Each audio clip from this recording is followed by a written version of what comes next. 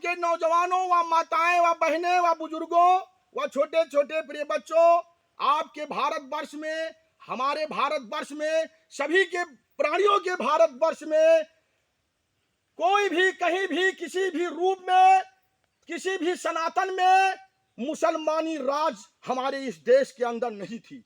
बारी बारी तमाम मुसलमानों ने आकर के और हमारे भारतवर्ष में मुसलमान राज की स्थापना करते करते इस देश में तमाम मुसलमान का राज चलने लगा, जो कि हमारा देश हिंदुत्व की शक्ति से आज देखा जाए, पुराने सनातन में देखा जाए, जब देखा जाए तब हिंदुत्व की हर पहचान मिलती है। लेकिन हमारे इस हिंदुस्तान के अंदर बारी बारी तमाम मुसलमानों ने आकर के राज किया और हमारे भारतवर्ष की सारी संपदा को लूट लेकर के यहाँ से चोरी से जबरदस्ती तमाम प्रकार को हमारे हिंदुत्व की शक्ति को मिटाते हुए और बर्बाद कर दिया। हमारा भारतवर्ष सोने की चिड़िया थी। मेरे भाइयों, मेरे साथियों, 1175 ईस्वी में मोहम्मद गौरी का आक्रमण इस भारतवर्ष पर हुआ था, जो कि उस समय इस भारतवर्ष का तृतीय शासक दिल्ली का पृथ्वीराज चौहान था, हिंदू राजा था।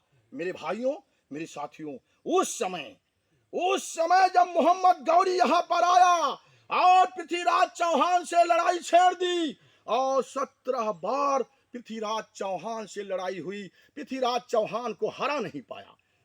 काफी लोग 22 बार कहते हैं, कहीं भी किसी भी रूप में पृथ्वीराज चौहान को हरा नहीं पाया।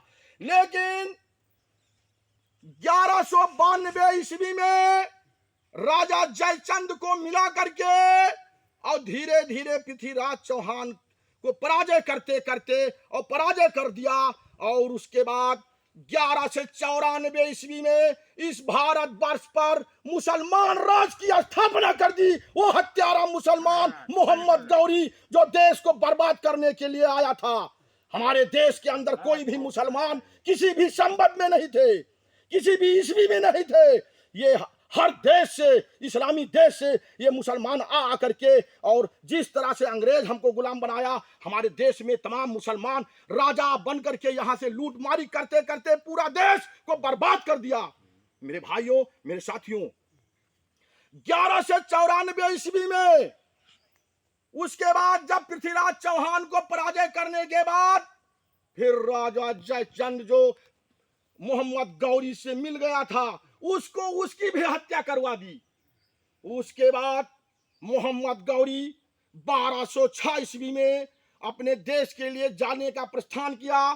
कुछ विद्रोहियों ने रास्ते में मोहम्मद गौरी की हत्या कर दी और उसके बाद एक मुसलमान यहां से जाता था तो दूसरे मुसलमान को चाबी दे दिया करता था कि आप भाई अब आप ले लीजिए, हम जा रहे हैं।